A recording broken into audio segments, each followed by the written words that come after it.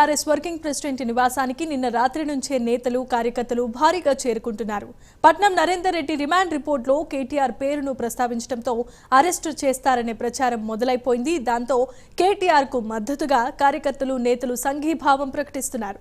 నిన్న రాత్రి నుంచి హరీష్ రావు, శ్రీనివాస్ గౌడ్లు కేటీఆర్ నివాసంలోనే ఉన్నారు.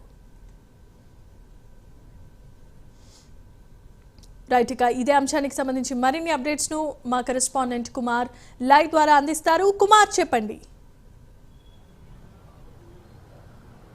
Thank you Jemimah.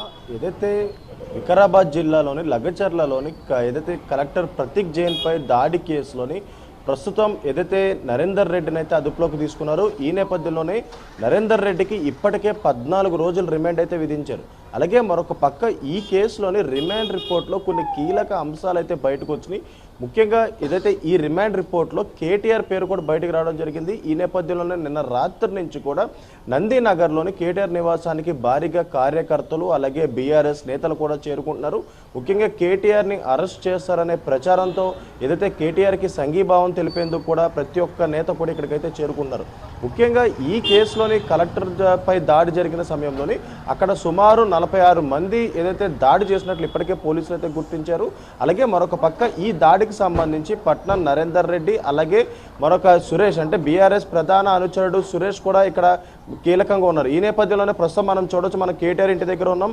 ఇక్కడ ఒక్కొక్కరుగా అయితే ఏదైతే ఎమ్మెల్యేలు కావచ్చు, ఎమ్మెల్సీస్ కావచ్చు చేరుకున్నారు. ప్రస్తుతం మనం చూడొచ్చు తలసాని శ్రీనివాస్ యాదవ్ కూడా ఇప్పుడే ప్రస్తుతం కేటీఆర్ ఇంటికి అయితే చేరుకున్నారు. ముఖ్యంగా కేటీఆర్కి సంఘీభావం తెలిపేందుకు ఎమ్మెల్సీలు, ఎమ్మెల్యేలు అలాగే బీఆర్ఎస్ కార్యకర్తలు కూడా ఇక్కడికైతే చేరుకునే పరిస్థితి ఉంది. ముఖ్యంగా ఏదైతే పట్నం నరేందర్ రెడ్డిని సుమారు 4 గంటల పాటు పోలీసులు అయితే విచారించారు. 4 గంటలు విచారించిన సమయంలోని కొన్ని కీలక ఇన్ఫర్మేషన్ అయితే పోలీసులు రాబట్టినట్లయితే తెలుస్తుంది. ఎందుకంటే ఈ కేసులోని ఏదైతే బీఆర్ఎస్లో అగ్రనేతల ప్రమేయం ఉందంటూ కూడా ఇప్పటికీ పోలీసులకు ప్రాథమిక నిర్ధారణకైతే రావడం జరిగింది. అలాగే మరొక పక్క ఏదైతే ఈ కేసులోని ముఖ్యంగా చూసుకున్నట్టయితే కేటీఆర్ పేరు ప్రస్తావనకు రావడంతో కేటీఆర్ని ఖచ్చితంగా అరెస్ట్ చేస్తారంటూ కూడా ప్రచారం అయితే కొనసాగుతుంది.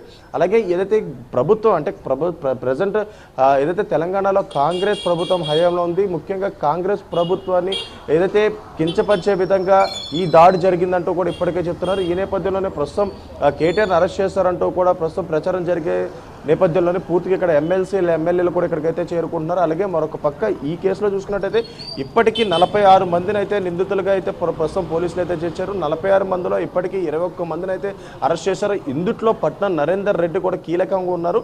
అలాగే బీఆర్ఎస్ ప్రధాన అనుచరుడు ఏదైతే సురేష్ కూడా కీలకంగా ఉన్నాడని తెలుస్తుంది. ముఖ్యంగా సురేష్కి అలాగే పట్నం నరేందర్ రెడ్డికి కొన్ని 84 సార్లు ఫోన్ సంభాషణ అయితే కొనసాగింది.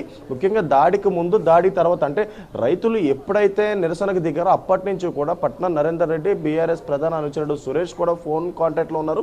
ముఖ్యంగా పోలీసులు ఈ కాల్ డేటాని తీసుకోవడంతో కూడా ప్రస్తుతం ఏదైతే పట్నం నరేందర్ రెడ్డిని అయితే ప్రస్తుతం నిన్న అరెస్ట్ చేయడం జరిగింది. అలాగే మరొక పక్క ఈ దాడికి సంబంధించి కూడా బీఆర్ఎస్ అగ్రనేతలు ఉన్నారంటూ కూడా ప్రస్తుతం అయితే మనకైతే తెలుస్తుంది. ఇప్పటికీ ఈ రోజు పట్నం నరేందర్ రెడ్డి కస్టడీ విచారణ కూడా కొనసాగనుంది. ఒకవేళ పట్నం నరేందర్ రెడ్డిని కస్టడీలో తీసుకుంటే గనక ఖచ్చితంగా బీఆర్ఎస్ సంబంధించిన కొన్ని కీలకమైన నేతల పేర్లు బయటకైతే రానున్నాయి.